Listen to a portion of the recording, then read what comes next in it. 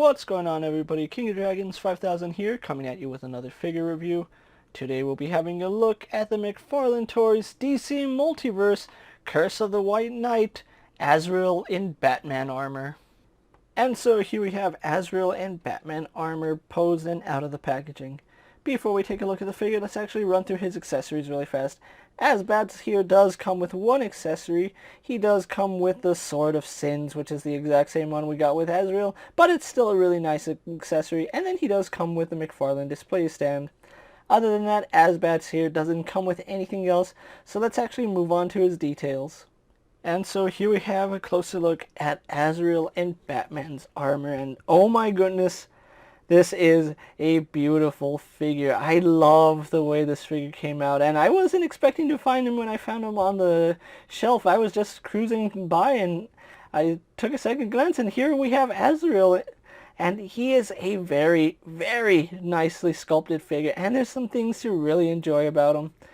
He does have a really nice menacing presence on your shelf, and that's something I do appreciate. Really love this helmet that he has on him right here.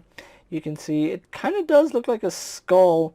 You do have the teeth coming up here in the front. It looks really menacing. We have those piercing red eyes, and then we of course do have the bat ears. And this armor just looks so nice. It's really crisp, sharp, and clean. On the back of his armor, we do have a couple of spines right here, and those spines are kind of hard. They're not really soft plastic, so do be aware of that. So really loving these spines on here, and just the amount of detailing on the back of his helmet does look good. Taking a look at the front, and where do we begin? Let's actually start at the front, where we have the Azrael bat logo, which is sculpted beautifully, and then we do have his armor plating, which again has a really nice, beautiful, sharp sculpt to it, and it just looks so good. And I think McFarlane has done an amazing job with this figure. McFarlane has been pumping out really good figures lately, and it's really hard to argue about it because look how nice this shoulder pad is. The gold paint on it is superb. The black looks really nice. He has a lot of nice little panel lining. It just looks really, really nice. And yeah, the arms are a little bit plain, but overall I still think he looks really nice. He even has a utility belt that goes all the way around. The armor plating right here on his torso looks really good. We have a look at his bat gauntlets, which do have some gold accents on them, and those do look really good. And then he does have these really sharp bat claws. I don't know what to call these, but the sharp points on Batman's gauntlets. He has two silver ones just poking out on the side, and then he has these really menacing claws, and that's something that Azrael carries over in all his Batman armor interpretations, is that he has claws. And I think McFarlane did a really good job capturing that. Again, we have this really nice armor plating detailing going all the way down. We have this gold paint, which is painted flawlessly. No issues on the gold paint whatsoever.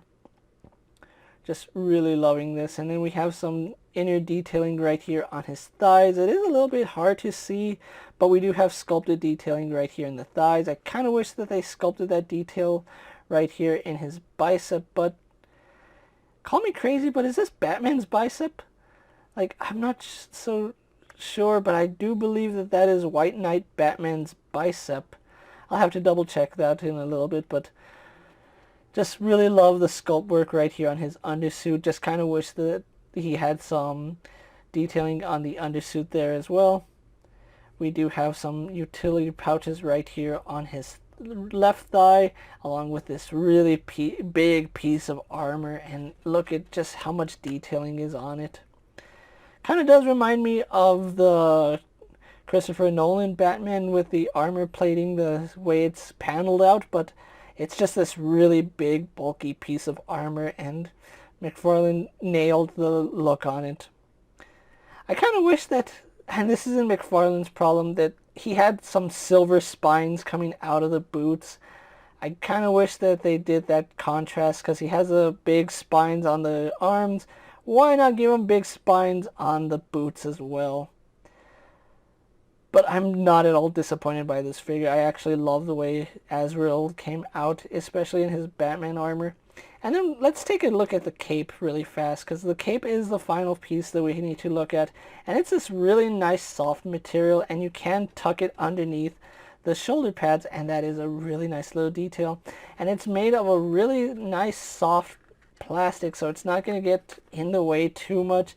It's not going to bend and hold its form, but it will get out of the way as you pose them, so that's one thing I really do like about this cape. So overall, I think McFarlane here has done an amazing job with Azrael Batman. So what we're going to do now is get him compared to other figures you may have in your collection. Here we have Azrael Batman posed next to a Marvel Legends Cyclops and a DC Multiverse Superman. Here we have Azrael posed next to a WWE Elite Scale figure and a Mezco 1/12 Collective Popeye the Sailor Man. Here we do have Azrael posed next to a Lightning Collection White Ranger and a Star Wars Black Series Mandalorian. And for our final comparison, here we do have Azrael in Batman's armor posed next to the DC Multiverse Azrael. So with the comparisons out of the way, let's actually run through his articulation really fast. And despite the way he looks, he's actually quite articulated, and I really do like that. He is on the 22 point of articulation that McFarlane has been sporting on the DC Multiverse line. He does have a ball joint in the head, and he can look up to about that far. As you can see, his helmet will get in the way, but he is on a double ball joint, so you can actually pivot that head up even higher. You can have him look down to about that far. He really doesn't look down all too much. It's more of a glaring down, but he can tilt his head side to side, really like that. His head would do a full 360, but it is a little bit hindered by this collar piece that he has on him. So that does get in the way of some articulation. Really like the shoulder pads. Just like with the Hellbat armor, they are on separate ball joints, so they do move all around and get out of the way as you need them to. They do swivel left and right, up and down, so that's good there. His arm would do a full 360 if it wasn't for this armor plating right here. And of course it does go back. It's hindered by the cape and the armor at the same time. We do have a ball joint connecting the shoulder to the socket, so that does move all the way around. It goes out to the side. It does go all the way horizontal, but it starts hitting itself with the shoulder armor, so that is a little bit unfortunate. We do have a bicep swivel, which works fine. Single bend at the elbow. Works to about a little less than 90 degrees. We do have a ball hinge here at the wrist, so it does move in and out. Not really too far out because of the gauntlet, but you can rotate that joint to have an up and down movement, so that's really good. We do have a ball joint right here in the abdomen, which is a little bit strange for articulation. It's not right here at the chest like you would expect it. It's all right down here at the abdomen. So that does rotate left and right, crunches forward and back, tilts side to side. And then we also do get a ball joint underneath this piece of armor. So that does turn left and right as well. Does lean forward a little bit. Does crank back just a tiny bit. It does get hindered just because of the way it is sculpted, but you do get some movement out of it. Legs do kick forward all the way horizontal, which is really nice. They do kick back to about there.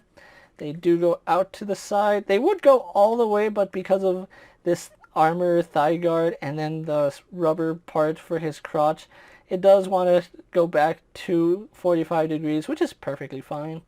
Something I do like about this figure is he does incorporate a thigh swivel, so that's really good.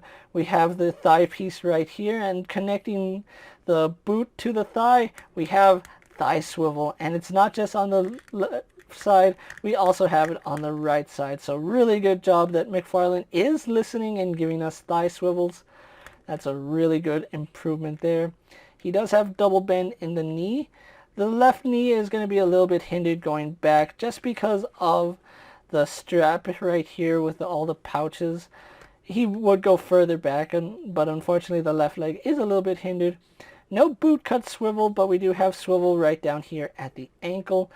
And then we do have a hinge, goes forward and back. We can rotate that for a true rocker ankle, which is really good. Or we can use a forward-facing pin.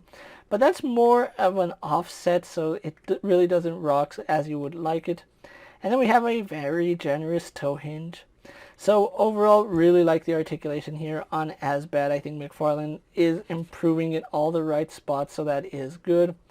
So with that out of the way, guys, let's actually get Azbat's here pose for my final thoughts, and then we'll wrap up this review.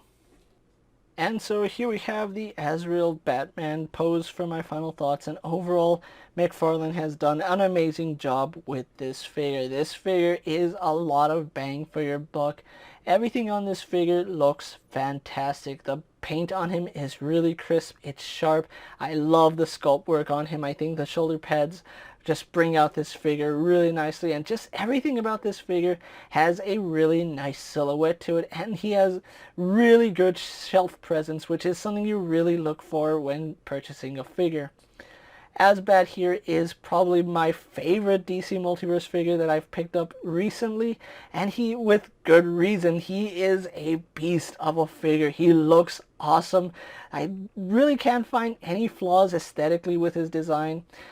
With his articulation in mind, there are a few things I do have to point out. His ab crunch isn't as good as you would expect it to be, and the fact that his elbows do not get 90 degrees is a little bit of a hassle. Plus the fact he can only hold the Sword of Sins in his right hand. His left hand is more of a clawing pose, so you really can't have him holding it in there.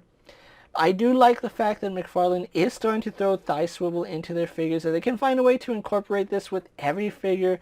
They are in the right track, and I cannot say enough good things about this figure. The paint is crisp, the sculpt is solid, the articulation for what it is pretty good, and I'm willing to overlook some of the minor things he can't do just because he has a lot of shelf presence. And if you saw the DC Fandom 2, McFarlane did talk about the fact that the first thing he talks about is if this figure looks cool, and you know what? This figure is cool in my books.